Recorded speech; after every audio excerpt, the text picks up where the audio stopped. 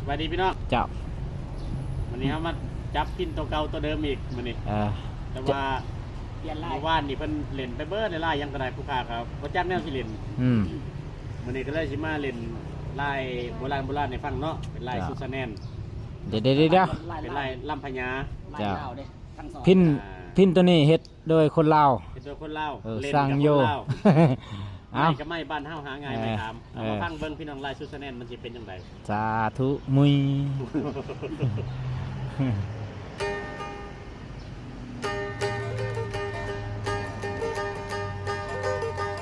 โฆษณาข่าวเด้อสั่งโยเด้อ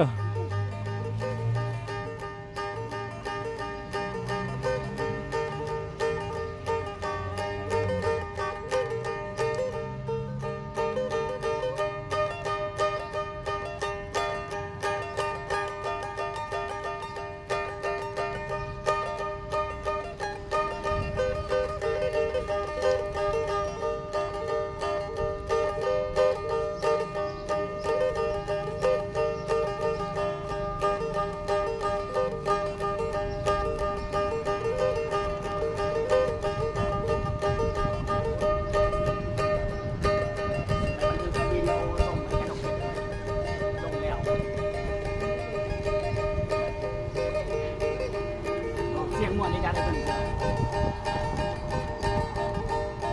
วีเบาเลย